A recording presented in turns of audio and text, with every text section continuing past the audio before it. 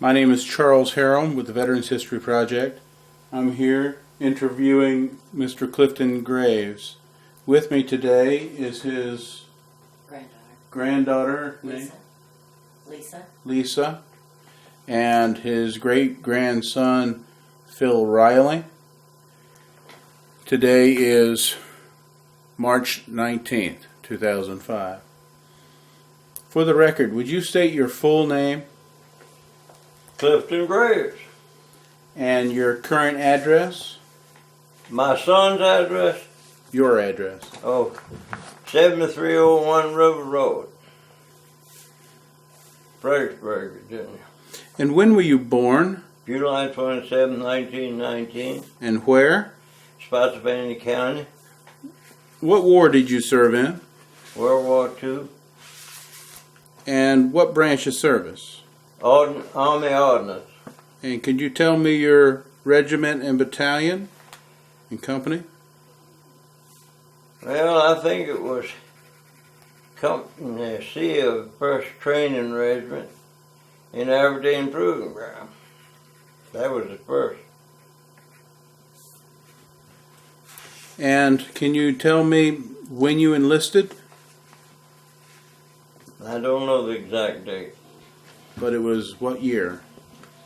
It was in June of 1944. And did you volunteer? No, definitely not. I didn't volunteer for anything.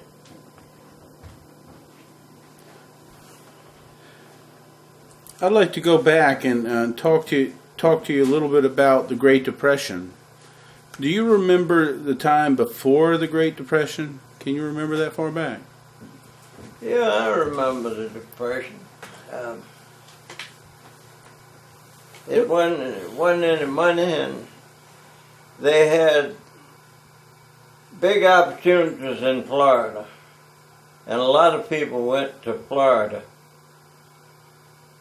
and most of them come back broke. And when I was just a kid, some of them didn't even have a quarter to put a blow-up patch in a tire so they could get back where they come from. Did you have any friends that go to Florida? No, I didn't. How about your parents? What did they do? Well, I had good parents. My mother came from out in Spotsylvania. What was her name? Lottie Lee Pritchett. And then my father, he was Vernon Graves, and he was born in Spotsylvania. What was their job?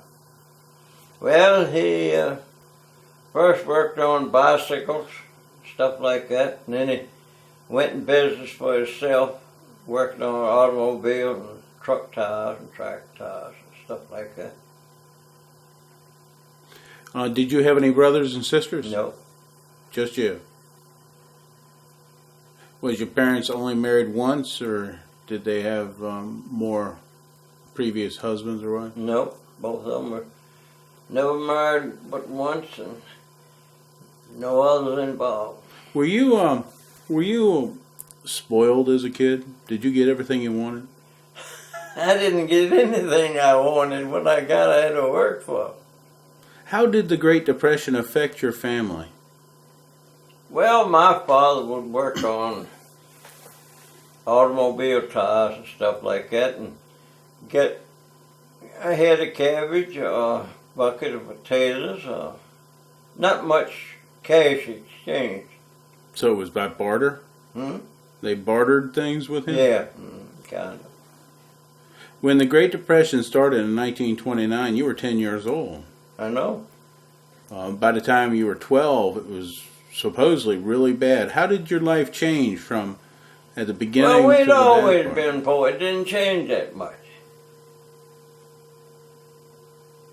I guess when my grandmother and great-grandmother lived out here, I don't guess they ever had as much of $100. It wasn't no money. That's why children now can't understand. Did you have anything you did for fun?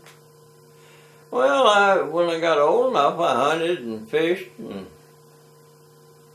played baseball and did things like that. Then you went on your hunting and fishing trips. Was it basically just you, or did your dad go? Or Well, my dad taught me how to use a firearm and how to fish. did you fish to eat or fish We just for fished fun? to eat. Of course, we enjoyed it, but we wanted to meet. Did you have any friends that went with you? That Not you became many. friends? Some of the boys down in Fredericksburg sometime would go with us, but most times just he and I. When you were born out in the country, but you moved into town. Yeah. How was life different in the town in the 20s? Well, I and was so 30s? young then I didn't know. I don't think I was over 3 or 4 years old when I moved to Fredericksburg. Where in Fredericksburg did you live? Down on the low end of Caroline Street, which was Main Street then. Was it a house or an apartment? House, old brick house, between 2 real nice houses. Is it still there today? Mm-hmm. Yep. Who were your buddies that you knew when you were in your teens that you hung out with? Well, let me see. Richard Estes, he lived down below the railroad. I don't know what his first name was Doodle Brown and Guy Branscombe. That's a long time back. You're laughing here. What was so funny? Just the crew that we had. We rode scooters and bicycles. I think sometime, like, one friend was Hunk Anderson. He turned out to be a bricklayer. He was a friend of mine. Do you recall your first job? Yeah, my first job was working in a Fredericksburg shirt factory. Taking clinkers and ashes out of a boiler. And then I moved up to taking the water buckets down and dumping them. And you had to go up on a ladder and bring it back down. And you couldn't set it down because it had a round bottom. And I never did figure why I had one ladder and about 30 fire buckets for a place that big. Because you couldn't take 2 buckets at a time. You couldn't go up a ladder with but 1 bucket. If you set the other one down, it would turn over. Was it hard work? Yeah, it was hard work for a kid, but that was the only way you could get a little extra money. Do you recall about how much you were getting paid? Oh, I got about 25 cents an hour. Did that help your family along, or did you keep the money yourself? I didn't contribute a lot of it to the family. I spent most of it in candy and soft drinks and stuff like that. Was there any place in town that you liked to hang out at more than I others? never did hang out anyway. I never was a hangout person. How about school? Can you recall anything about school? I never did do very good in school. I always had my mind on automobiles, or fishing, or hunting, and I cared less about the education. And I worked and went to school until the senior year, and then I quit and helped my father in his business. So you didn't get to the graduation day? Mm-hmm. What did you do with your father in the business? What did I do with him? What type of work? Well, did for a long time, he was the boss. And then, when I went in the Army, he closed the business up. And then, when I come out of service and opened it up, I was kind of boss and he did what he wanted to. Was he a lot older than you, or was he just 25 years older than you? Maybe maybe 22 years older than I was. So he was probably in his 20s. He was in his 20s when you were born. How long did he live?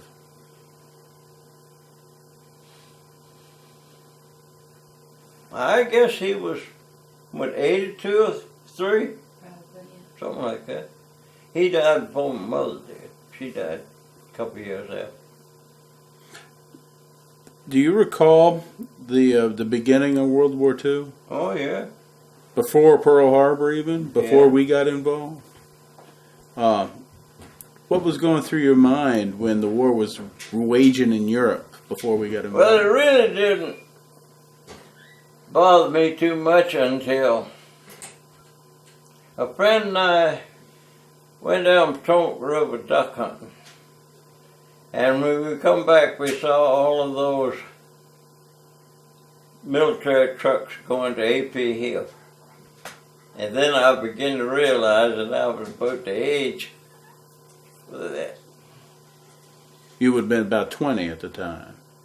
Yeah.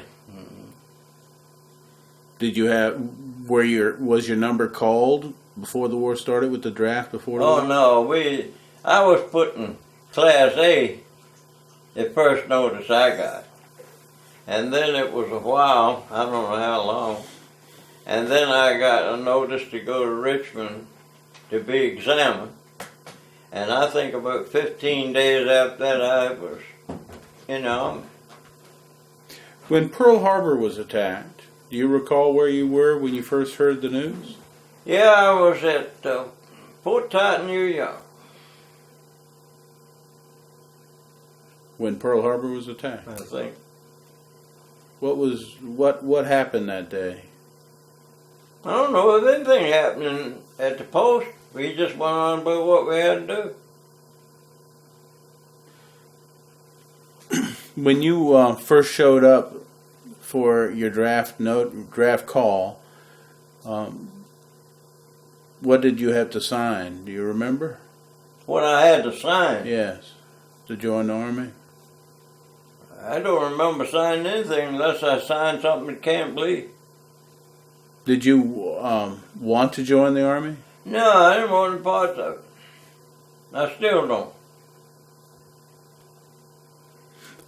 During your training, your beginning parts of your training. I didn't mind the training. I took basic training in Aberdeen Proving Ground, and I took bomb disposal training in Aberdeen Proving Ground. And, then they shipped me to Fort Totton, New York, to inspect tires that had been shot up in the war. And then when I left there, I went to Texarkana, Texas, and taught other people that got out of the tire repair school how to repair tires. And by that time, they were shipping them to Japan. Shipping the troopers to Japan? Mm-hmm. During those days of the training for the bomb disposal unit, can you tell me how classes were? Were they outside? No, they were in a hot tent, most of them. Did you find taking the notes to be easy? I didn't mind it, because I figured if I was going over there with them, I'd better know what I was doing. Which bomb disposal, what type of bomb disposal were you best at? Well, I wasn't best at any of them, because over here, we didn't have any way of using them. All they told us was how to throw a hand grenade, or how to steam TNT out of a bomb, or something like that. Steam TNT? How do you do that? You take a steam generator and run it up in the hole where the fuse was and let it melt out. Run out like wax. What did you do when you got it out of the bomb? Is it inert then? Well, they took a special kind of instrument that wasn't metal and got it up and put it so they could reuse it. How long did this class on bomb disposal take? About 2 months. and it was hot. And was that at Fort Totton? No, that was Aberdeen Proving In Ground. Aberdeen. What made you change from working with explosives and bombs to working with tires? Because they couldn't send me overseas because I was the only son in the family.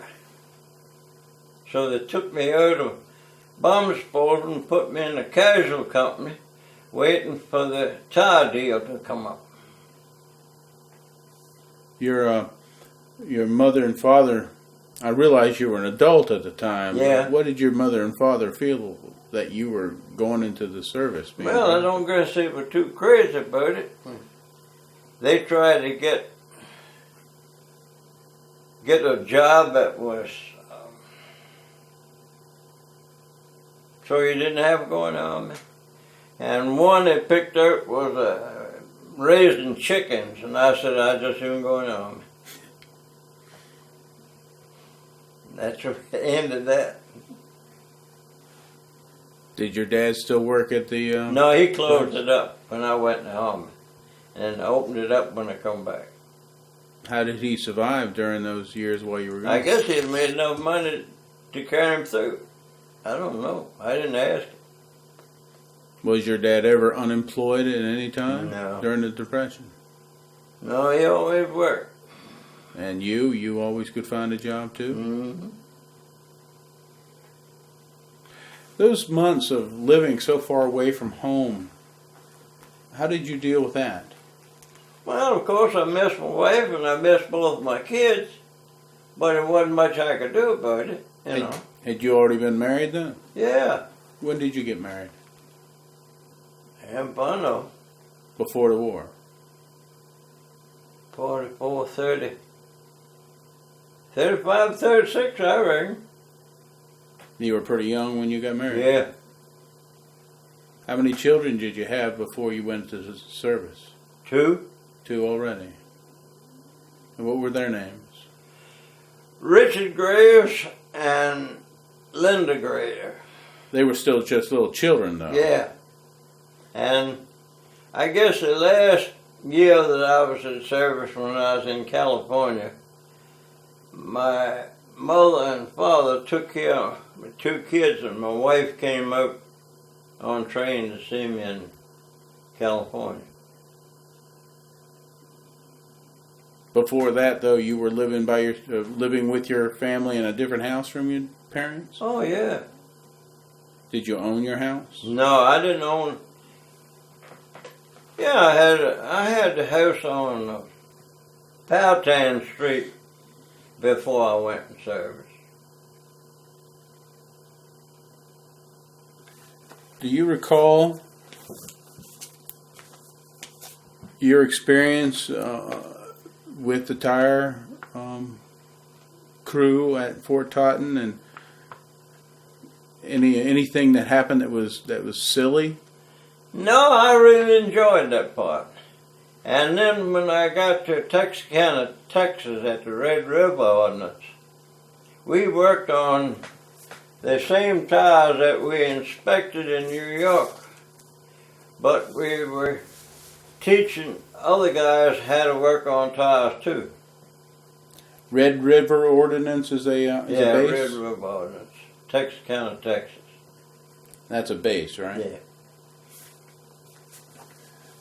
Describe to me what you would do with a tire that came in that you had to inspect. Well, up there in New York, most of them had water in them, and you'd put them in a tire spread and open it up and get the ice out. It was just like crushed ice.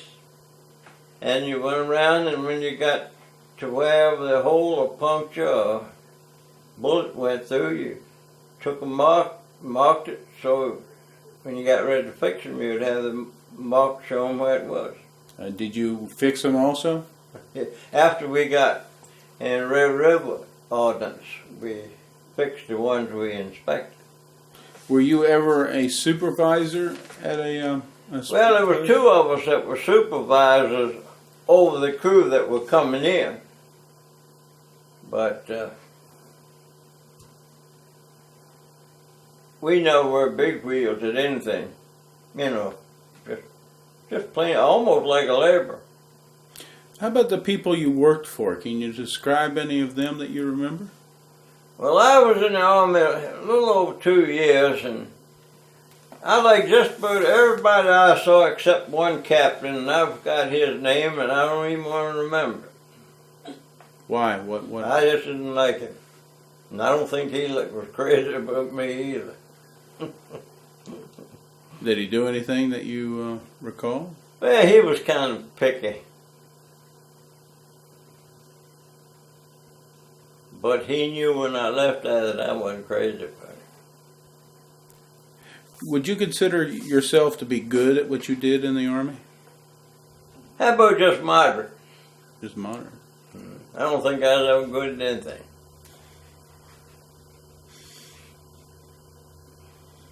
Did you ever leave the States? Leave what state? The United States. Oh, no. Did you ever have a burning desire to see combat? I never had a desire to do anything in combat. Did you know anybody who did leave the States that you were close to? Oh, yeah. My whole bomb disposal crew went over. And didn't but one come back. What happened to them? The bomb blew up. They were working on one bomb that exploded. Mm-hmm. Where was that explosion? Someplace in England. Would you have been responsible if you had kept with the bomb disposal unit to take care of bombs dropped from airplanes that didn't explode? I don't really know what I would have done. You know, that's something you can't picture. I couldn't. Who was your best friend while you were in service? I guess a guy sick had come back from bomb disposal. He was the only one to come back. And I used to bring him home when I come home on leave. And I thought a lot of him. And then I had a friend up in Massachusetts, Zampaglione.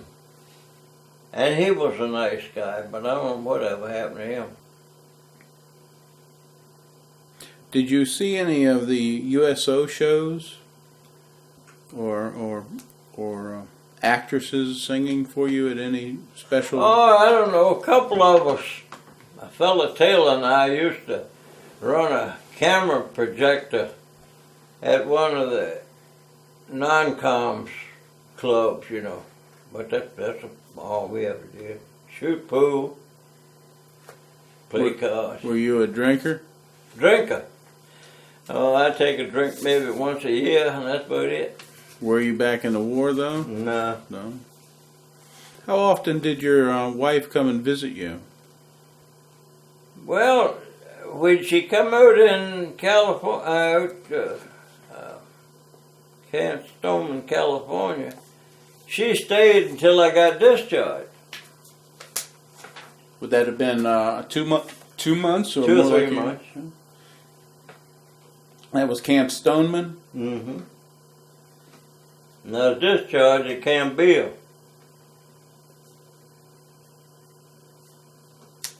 Is that also in California? Mm-hmm. It seems like you went to many different camps. Then I went to Camp Lee, went to Aberdeen Proving Ground, Fort Totton, New York, Texarkana, Texas, Camp Stoneman, and Camp Beale. Where did you stay the longest?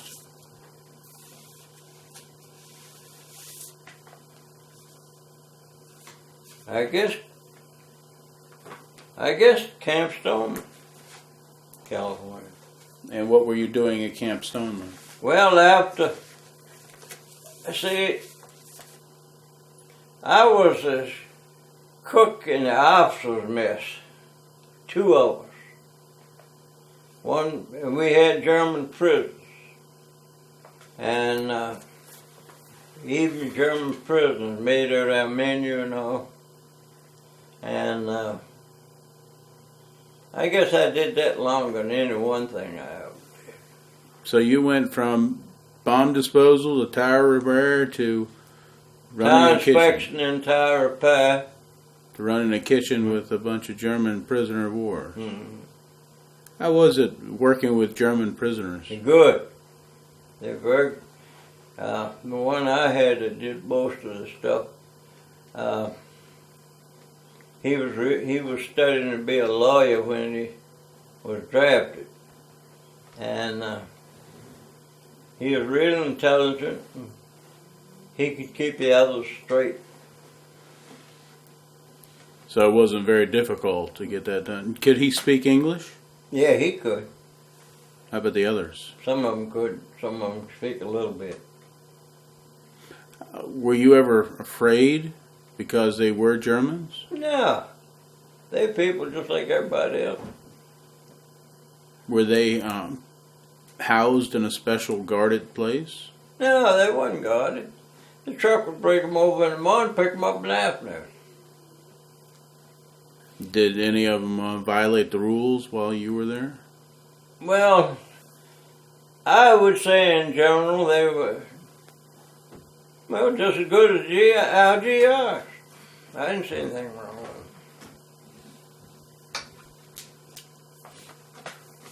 with them. How was the food in camps that you stayed at versus the food you were eating at home before the war? Well, the food was always good, but the mess hall in Red River Ordnance wasn't quite as good as it was other places. I don't know why. It was fit to eat, but it wasn't really tasty. Was it because you weren't in charge of it? No, it was because somebody else cooked it and I ate it, I guess. Did you ever have a job while you were in the Army that wasn't part of the Army? Oh, yeah, I had several of them. What did you do? I worked in a tire company in New York. I was a stevedore at Brooklyn. And I worked on tires outside the camp when I was at the Red River Ordnance. How were you able to get away with doing that? Nobody, if I did it when I was off. When you were in Red River, did you have off barracks housing, or were you on a camp in a barracks? We were in a camp in barracks with cables to keep the wind from blowing away. Did it ever become too terribly cold at any of the camps? It was cold, and when I was in Fort Totton, New York, that was miserable cold.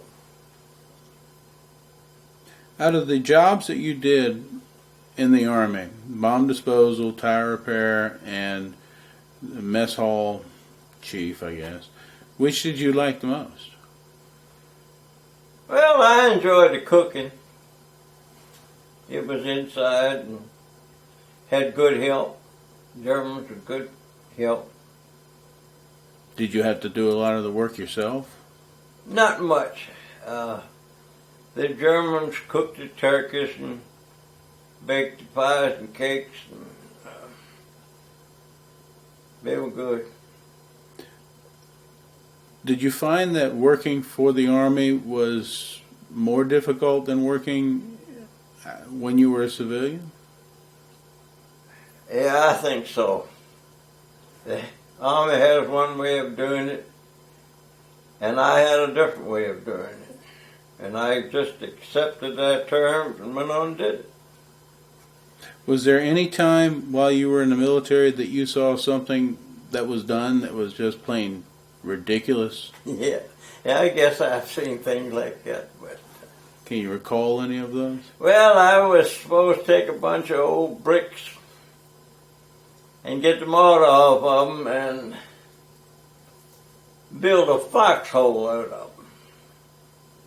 And that looked to me like a completely unnecessary, because if you're in battle, I don't know where you're going to find the bricks and the mortar to build one. Did you get it built, though? Huh? Did you build one? Yeah, I built it by hand.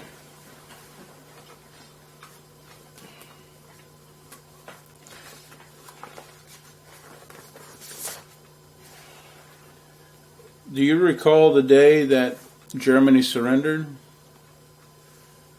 In May of 1945? I guess I do, but I don't remember anything much about it. How about when the Japs surrendered in 1945? I remember that. Where were you then? I was in California when the Japs.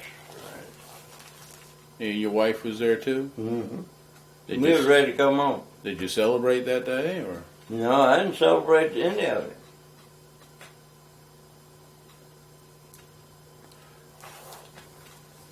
How did you get back home from California? I had bought an old car in California and had fixed it up, painted it, got the motor running, and my wife was using that to go different places. And then I had a friend, Taylor, that his wife, 2 kids out there, and I flipped a coin to see whether I was coming back with him or he was going to drive alone, because I wanted to keep my little car and bring it back. I come back with him. He rode with you? Mm-hmm. The wife, his 2 kids, I and my wife. How did you get, I mean, there was no superhighways back then. No, we come through sandstorms and everything else. Where did you stay at night? One place was out in Arizona. 2 come carrying New Mexico. And then we stayed another night, I believe, in the edge of Kansas, and then he went on north to where he lived, and wife and I got on a train in St. Louis and come home. How about the car? I had sold my car then and come back with him. Oh, I see what you mean. Did you stay in hotels and motels on the way back? Well, in Arizona, we had, everything was closed and it just had a snowstorm. A sandstorm. And we stopped at a service station to ask the man where we could stay. And he said that he could put I and my wife in his house, and the others could go in the son's house and spend the night. And we paid them. How long did it take you to get across the country driving like that? Halfway, I mean, at least. I guess 3 days. And then the train was pretty fast? Huh? When you Train got wasn't bad. Couldn't get anything to eat on the train we were on. Coming to Fredericksburg, dried up cheese sandwiches. When you got back home here, had you already been mustered out of the service? Oh, yeah. What did you do when you got back home to Fredericksburg? Well, the first thing, I went down to the draft board and let them know I was back.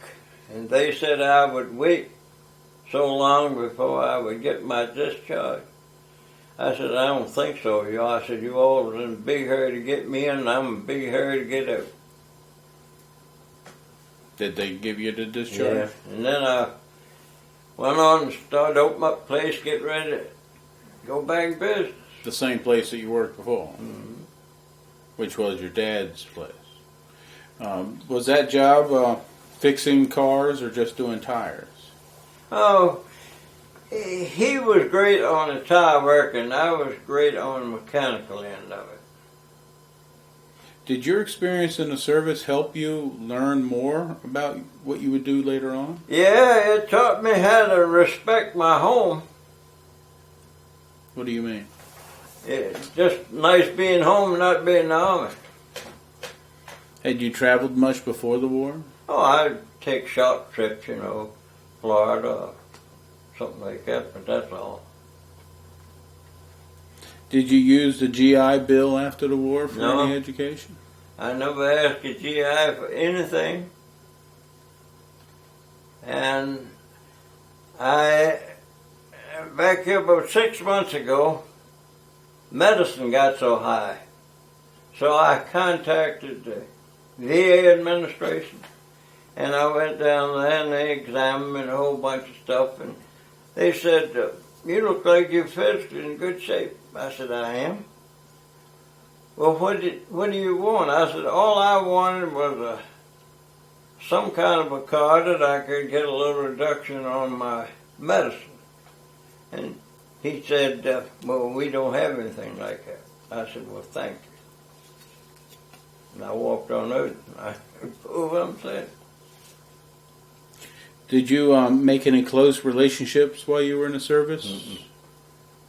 Did you join any veterans organizations? No.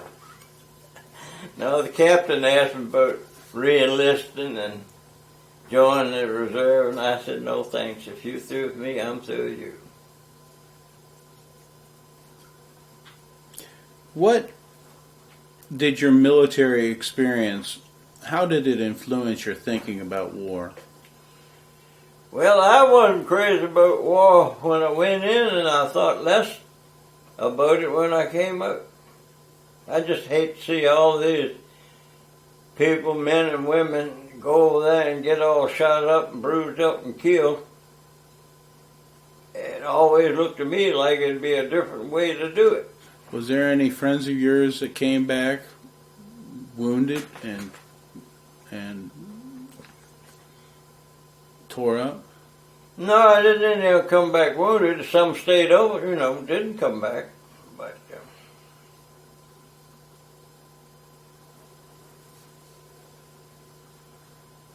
have you ever attended a reunion of any sort? Mm-hmm.